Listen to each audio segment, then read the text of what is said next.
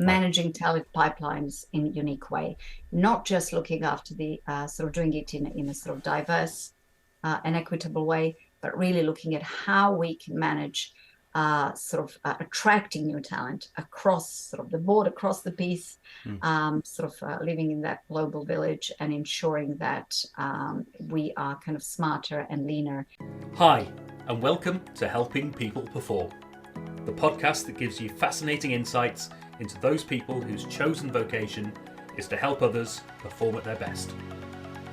From consultants to teachers, sports coaches to financial advisors, all of my guests share a passion for getting the most out of individuals, teams, and organisations. Enjoy the episode. Hi everyone, and welcome to yet another episode of the Helping People Perform podcast. Today, I'm delighted to be joined by my first tag team. So we've got two people joining us today, all the way from Adelaide in Australia. We have trained organisational psychologist, founding director, and HR and diversity practitioner. We have Tamara Seif, and we have arts management practitioner and counsellor, both of you at Gravitas Consulting Services. We got Michael Bloyce with us as well. So welcome to both of you. Thanks so much for coming on. Thank you, Paul. Thank you for having us, Paul. Fantastic. So we've got a lot to talk about, and there's some great work that you guys are doing, not only at Gravitas, but also in the wider world that you support as well, and some lovely topics to cover off as we go through. But as always, I'd like to start off with a little bit of background about yourselves. What's got you to where you are today? Lovely. Thanks, Paul. Shall I kick off? Please do. All right, thank you. So, my name is Tamara, as we've said, born in Southeastern Europe, made in London, as I often say. But as of recent, in the past 8 years, I've been residing as well as working in Australia and currently in Adelaide. Some time ago, back in 2014, I was kind of convinced to start my own small company or HR consultancy, a boutique sort of HR and diversity consultancy in 2014 in London, as I've said, Gravitas. So we go by name of Gravitas Consulting Services, and we very much pride ourselves on working with a range of different clients. So anyone from sort of small scale-ups, businesses that are just building their sort of HR kind of functions, if you like, to companies that are going through a lot of changes and need a bit more help. Now, what really got me into this space is starts, I guess, at a point in time when I was 18. When I, at that point in time, I was kind of a young student of languages in a small country that used to be former, or is now known as former Yugoslav region. Right. So I was born in Montenegro, very, very sort of small, lovely place, size of Tasmania, for those who may not know where it is, but grew up in central part of the country in Bosnia. And at the age of 17 or 18, as I was studying languages and linguistics, English literature, and German, I wanted to venture out for a couple of years and sort of experience different cultures. Yeah. So I started with Germany and spent a couple of months there as a sort of student. And somewhere along the lines, in early 90s, I then thought, places like London and England are calling me. I think I may want to spend about a year there and take a year out of uni. Right. So it started as simple as that. So quite young, quite inexperienced, had English language under my belt, but that was about it. Right. And some 2 years into living in London, the civil war broke out in Bosnia. So I kind of found myself in a completely kind of new territory. So that was, quite a kind of, quite a big thing, life-changing kind of experience. Indeed. I've absolutely loved my new homeland. And very early on, I got as part of that kind of first journey, living in a melting pot, multicultural pot. I started kind of developing and strengthening my relationships, professional and personal, with people from different backgrounds. Right. There was something really inside that was always kind of there, wanting to kind of experience that, learn about challenges and opportunities that other people and communities were facing. And that is, I think, where that first thirst for that social justice, human rights, and diversity and equity space kind of came about. All these experiences really, really, shaped me enormously as a person, as a human, as a practitioner. Yeah. And I worked with a number of organizations. One of my last sort of roles, actually, prior to coming to Australia, which was quite sort of game-changing, as it resulted in me sort of subsequently founding Gravitas, was working for Waltham Forest Council as their first diversity, equity, and inclusion sort of manager. Combining that with some policy development. So I spent about 3.5 years working with wonderful teams, learning a lot and developing myself. But there's been a lot of changes and restructure. And at that point, some of my sort of later to be clients said, well, now may be a really good time for you to try and venture out, and see, how do you feel about being a consultant? I went, oh, what is that? I'm not entirely sure. It just sounds really scary. So I had an opportunity to sort of tender for a piece of work, which literally sort of was how this journey started. And that was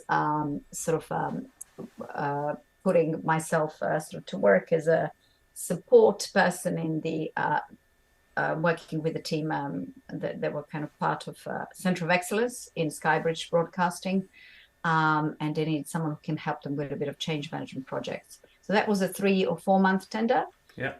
And was very successful and resulted in me actually forming a company. Nice. And the rest is history, really. So I've came to Australia sometime in end of 2013 or 14, and in 2015 I've met my husband and now business partner Michael. And kind of who's kind of working a lot in the counselling space. Right.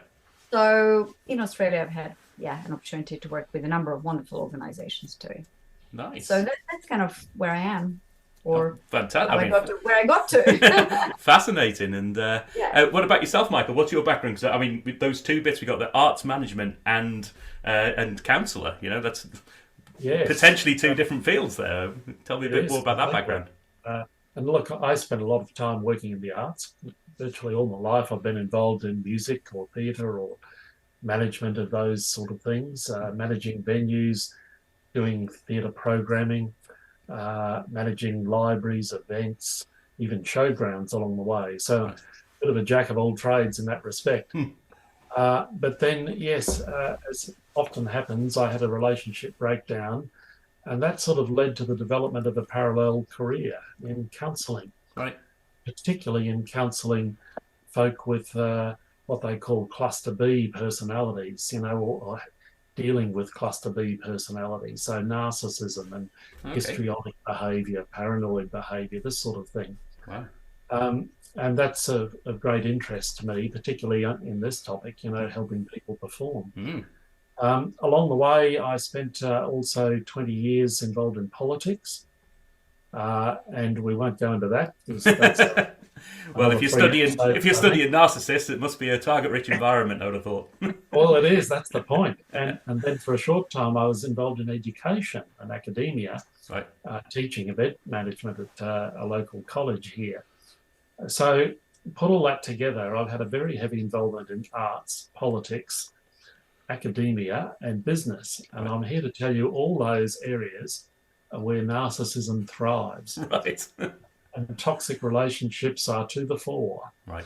And so, yes, I've absolutely worked in that space, and I can understand thoroughly people who are challenged working in relationships that they simply can't work out. Right. And that's a lot of my work these days, sorting people out and telling them, really explaining to them what they're dealing with.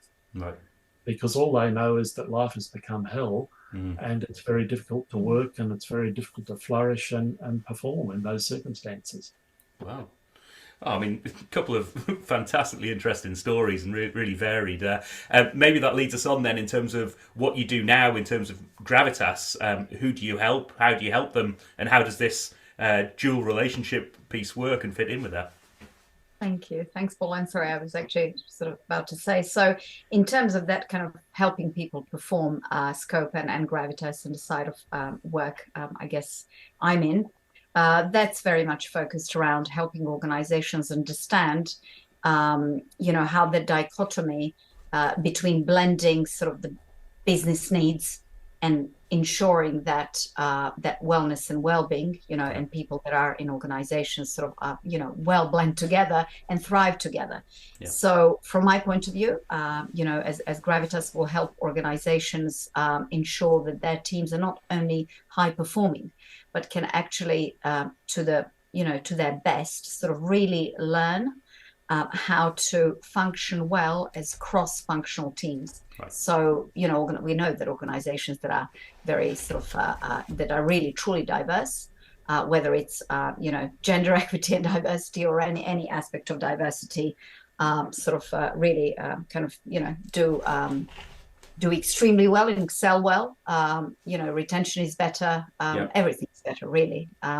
The employee experience, this is another area that is very, very relevant in terms of how we help people perform better and be the best versions of themselves, or the optimal versions, as I like to prefer to sort of look at. So one of the areas that I was going to mention today is in one of the areas that has just come about fairly recently, and that is supporting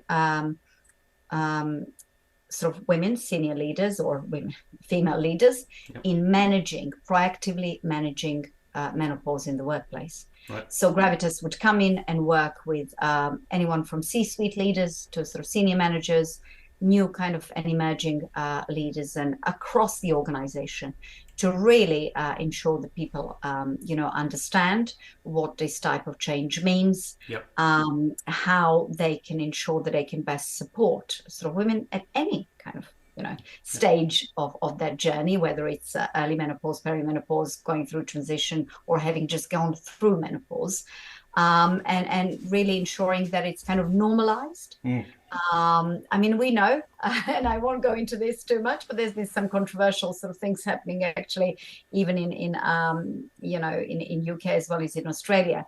There were some sort of, we were hoping diversity practitioners serious talks in getting menopause really sort of, getting that into the legislation and passing through the Equalities Act. That didn't happen. There wasn't enough support. So a lot of us are kind of quite disappointed at this point in time. But like with everything, we hope that these things will come at some point sort of soon, and everything is just part of a change.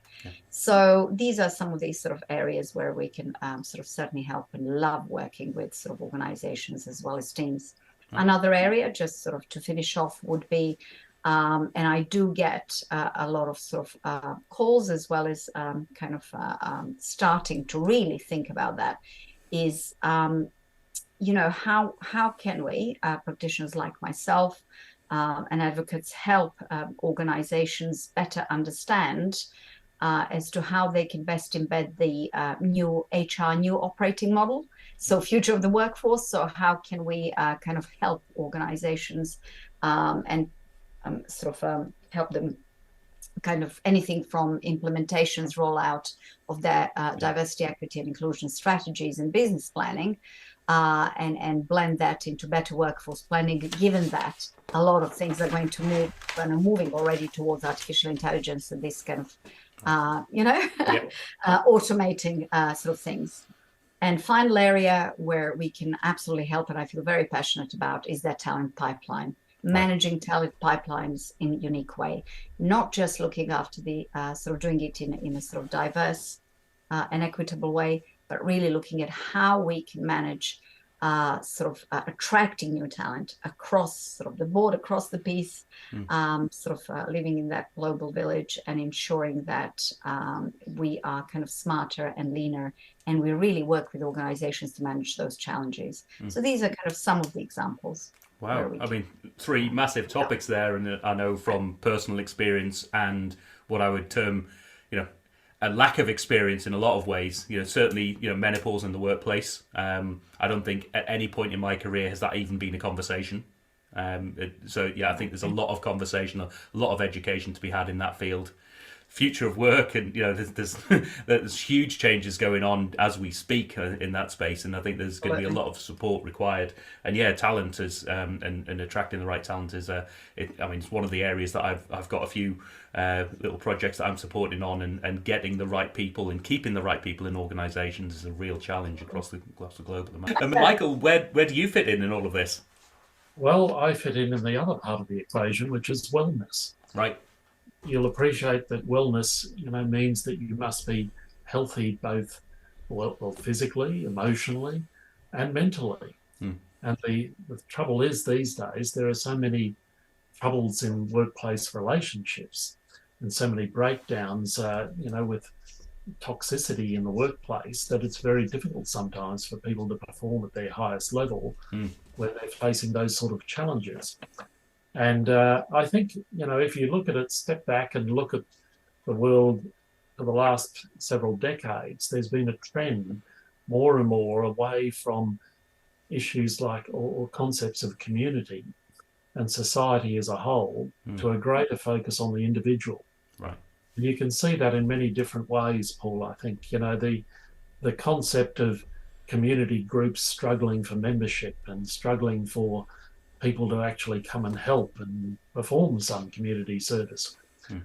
That's sort of broken down markedly over the years, to the point that some groups are in jeopardy of continued existence even. Yep. They can't get people to volunteer. And so you see it even in urban design, new housing estates, and the first thing that happens is big walls go up so that you can't interact very successfully with your neighbours. Right. And there's no space on the block for leisure. It's all becomes house and a statement about your status. A lot of people are more concerned about status these days than just about anything else. Right. You see it. Well, that's it. You see it in the explosion, I think, of social media. Particularly the Facebooks and the Instagrams and the TikToks, which are all screaming, look at me, look at me.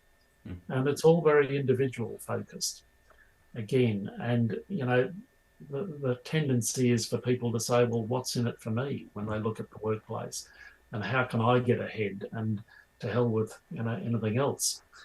So a lot of these things go together and have created what I believe is really an epidemic. Not to forget that other epidemic. Yeah. This is the real problem, the epidemic of toxic relationships in the workplace, and the difficulties people have in working with those people, and how their own performance becomes compromised because of that. Yeah, and I was reflecting with someone the other day. It's amazing how, from my completely uneducated perspective, should we say, and a non-professional perspective, what I see is a lot of those personality types are the ones who are rising to the top. Yes, well, that's absolutely it. Yeah. Many leaders are, unfortunately, of that ilk. And what we're seeing in the counselling field, of course, is a great need for employee assistance program counselling, EAP counselling, for people that are badly affected by that. And you perhaps also see it too in the explosion of life coaching. People looking for solutions in terms of how do I get on in the workplace, and how can I, stand a chance of rising to the top against, all this competition from these overwhelming narcissistic people. Yeah. And so, yes, life coaching has become a very big part of general counselling now. Yeah. Oh, some fascinating stuff. And I just want to touch on a couple of other things. So I know in previous conversations that we've had, you've mentioned other work you do with the likes of E.ON. Could you just describe that sort of side of it in terms of what you're doing there? So there's a number of organisations that I also partner with, but also I've been very humbled and really grateful for the opportunity to have worked with some amazing organisations in the past 7 years. So E.ON stands for the Equal Employment Opportunity Network. They started about 30 years ago, started out as a sort of small not-for-profit in Melbourne. They're a Victorian-based organisation, and in the 7 years that I've been with them. I started off as the committee member, just looking after some of their events, management, supporting and facilitating, and then been asked to sort of sit on the board advisory 2 or 3 years later, which was wonderful. I've just actually recently sort of stepped down from that role and have given the floor to, other voices. But, basically at that point in time, about 7 years ago, was mainly sort of just a smaller network, if you like, of practitioners, educators, rights activists, social justice activists, from all sort of walks of life and organizations across the board, private, public, tertiary, to have, and had a sort of relatively smaller sort of membership base. Right. They now have more than sort of 120 members across Australia, as well as sort of some newer members from Asia Pacific, Canada. Right. So we've done some amazing work and outreach work. Sorry. I've sort of had some great mentors and coaches that I today also work with, and developed relationships with sort of President of Eon, Roman Rozbatsky, that I'm sort of hoping to kind of introduce, and always love to introduce. He's actually one of the first male champions of change in Australia. Right. And that was it's absolutely amazing. He's a analytical chemist by trade, so very, very interesting. So I've had an opportunity to work with a sort of number of organizations, as well as cultural synergies. That are also sort of global organizations that do anything from executive coaching to cross-cultural coaching. So certainly sort of that pro bono element is very, very important to me, and I'm hoping that that will extend in the future. Yeah. And more recently, I've been asked, which was very nice, to contribute to SDIG.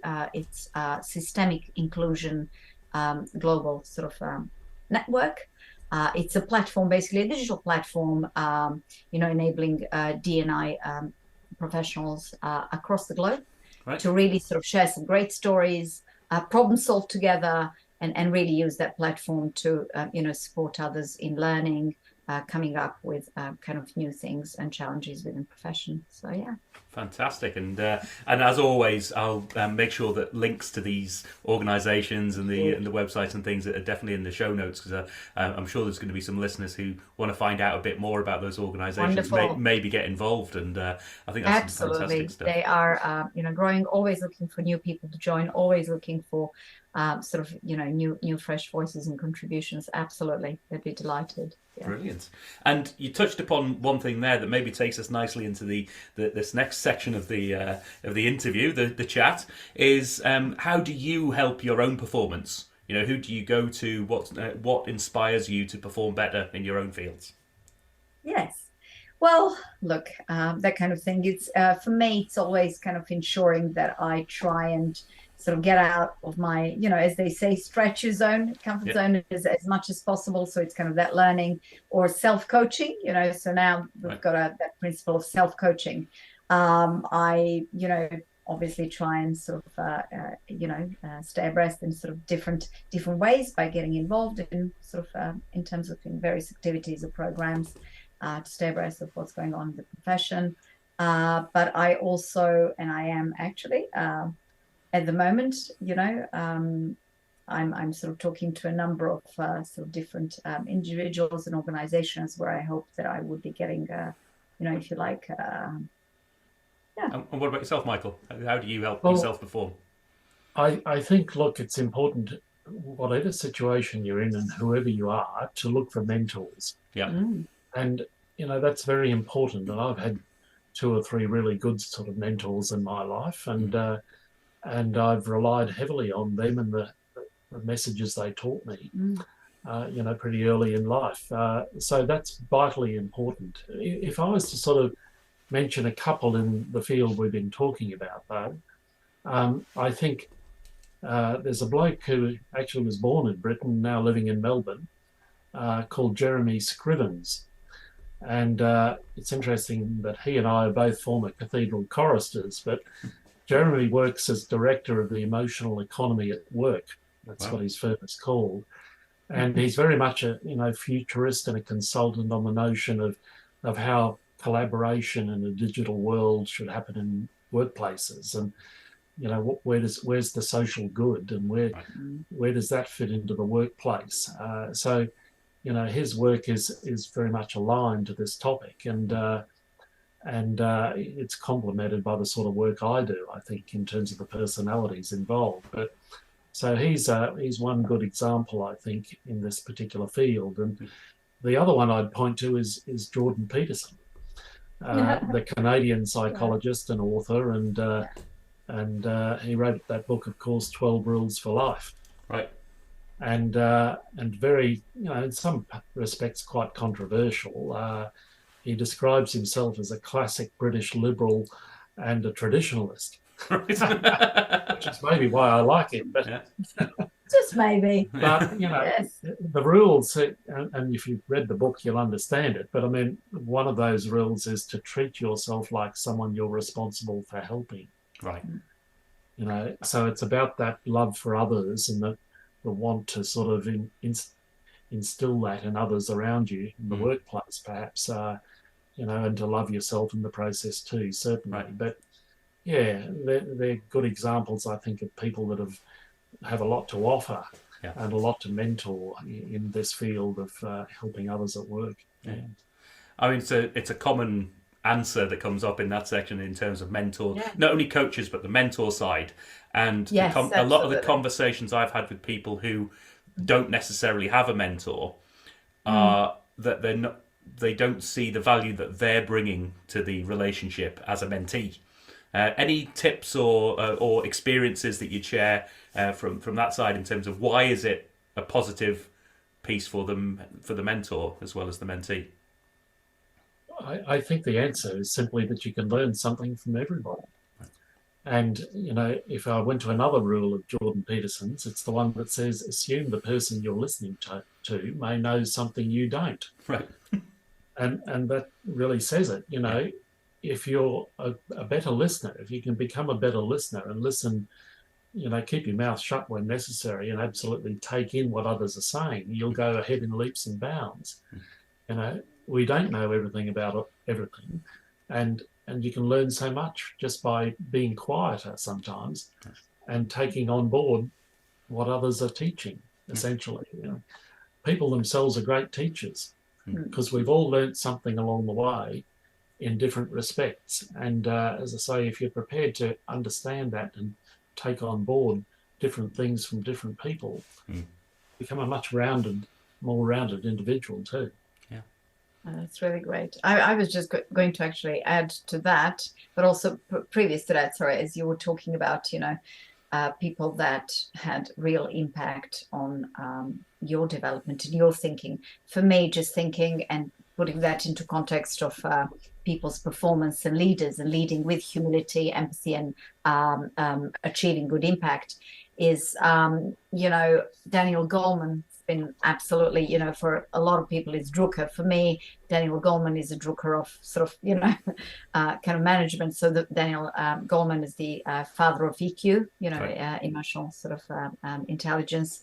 And it is really that emotional intelligence that, aspects that I'd always bring in my own work and working with others and ensuring that, sort of organizations are really sort of developing, evolving, and that teams kind of work well.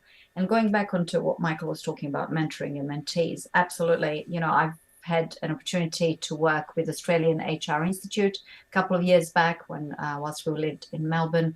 And in particular, I've had a wonderful opportunity to work with 2 or 3 international students. They were all from sort of, different parts of the globe, different challenges. And in that mentor conversation, I always wanted to ensure that I've taken that active listening approach, but also intersectionally, because it is always, it is often, it's a challenge to really kind of, as you're listening, to take in different aspects of an individual and human and try and kind of put it up in some of different parts. So take that holistic approach. Right. Yeah. So. Oh, wonderful. I know from my own experience as well, when I have been a mentor to some people, it's it's huge. I find the whole process massively valuable to me in terms of cementing a lot of my learnings, really challenging my own self as well. It's less like, that's the way I did it at the time? Is that really the best way? Maybe there's some other options, and it does open you up. So I'd encourage everybody out there, anybody listening, seek out those mentor relationships. And don't forget that the mentor gets as much out of that relationship as the mentee. So yeah, brilliant. Absolutely. Couple of sort of slightly different questions now, in terms of, if you had the opportunity to work with any individual team or organisation that you could bring your own skill set to, that you could help perform in some way, who would you want that to be? Do you want to go first? It's easy. It's easy for me, because I would just say anybody who is affected by toxic relationships, Right. and particularly in the workplace. Usually, as I said, people don't know exactly what they're dealing with. They just know that life is difficult. Right. And they can't quite work out what's going on. So we're very, very interested in helping anybody in that space. And there's a contact form on our website they can fill in and make touch, and very happy then to set up sessions and provide that advice as to, perhaps what is going on for them. Okay.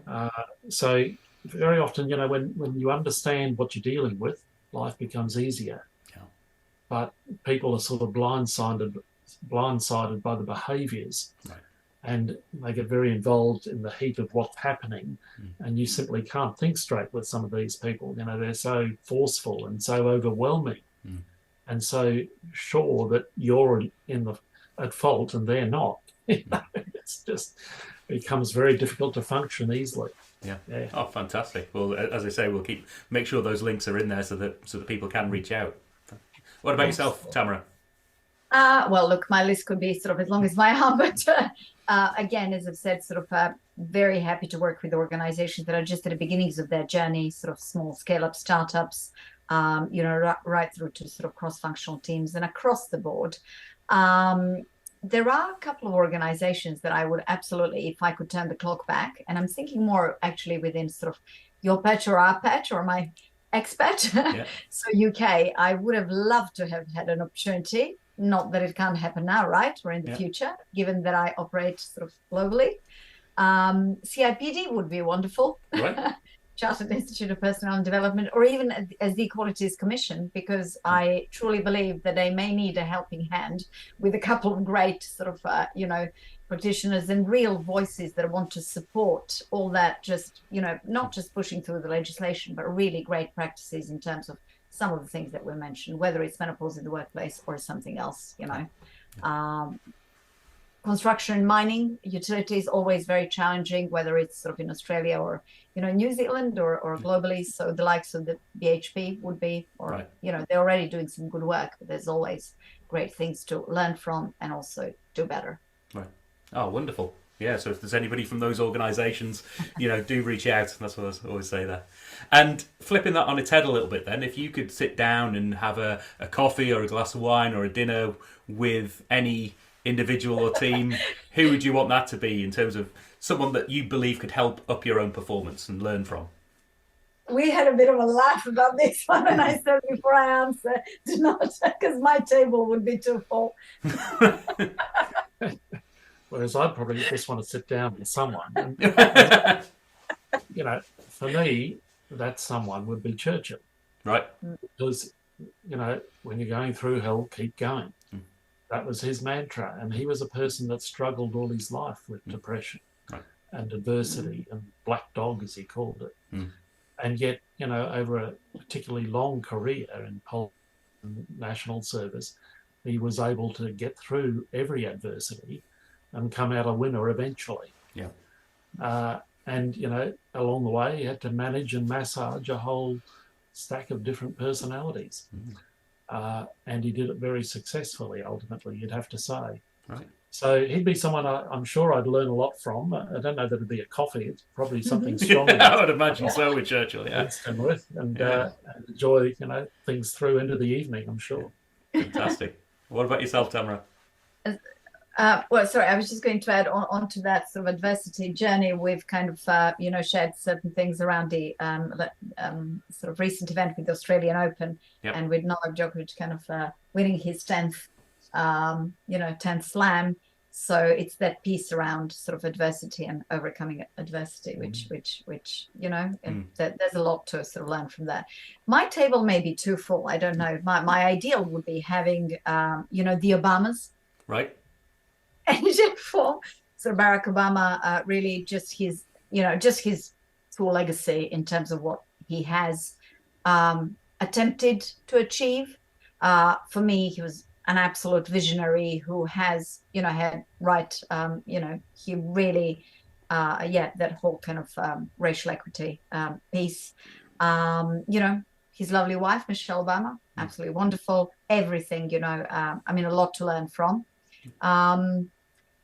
People like Simon Sinek, very, very interesting sort of, kind of interesting character, and a lot of things in terms of that leadership kind of piece, and kind of coaching. So certainly a lot to learn from. And I just love Brené Brown, but then who doesn't? Right. So, my table could be a pretty kind of intersectional and pretty colorful. That's amazing. Wonderful. Yeah. Wouldn't that be wonderful? It certainly would be. Well, the final question then, how do people find out more? How do people get in touch? Where are you active? Yes. So our website currently, we do appreciate it's kind of looking pretty basic at the moment, and we kind of own up to that. That's going to be sort of our focus for the next couple of months. There will be a piece that Michael will be hoping to sort of talk about in a moment. But basically, they can go to the website. There is a contact form, certainly can get in touch really easily with us. It's in an email, contact@gravitasconsultingservices.com. That's sort of the best way to find us. At this stage, as I said, so we're plugging in. I mean, we work with a number of partners, particularly, from my end and from Michael's end. We are revamping that, so there'll be kind of some, we'll be merging sort of things, so people will be able to kind of look at, they'll have access to other organizations and companies we work with, and certainly sort of find out about all these lovely organizations we've talked about. Yeah. But there is something that Michael was going to mention just introduce. I'm in the midst of a 40,000 word dossier that'll be condensed down into an ebook or 6. Brilliant. All different facets of the topic that I've been talking about, and that narcissistic personality and how to deal with it, how to identify it, how to get on with other people. Well, we'll make sure that all of those contact details are in the show notes and people can get in touch. But a fascinating conversation, so much to cover off in that space. Really love the work that you guys are doing. I think there's a huge future and a lot of support required in a lot of those fields that we've talked about today. So I think you've got yourself a great niche. Keep up the great work, and thanks for being on the show today, Tamara and Michael. All right, take care. Cheers now. Cheers. Thanks for listening to today's episode. If you liked what you heard, then please give the podcast a rate, review and share. I'm Paul Teasdale, and from sausage making to banking, oil and gas to Formula One, I help people perform. If you'd like to find out more and have a conversation, contact me via helpingpeopleperform.com.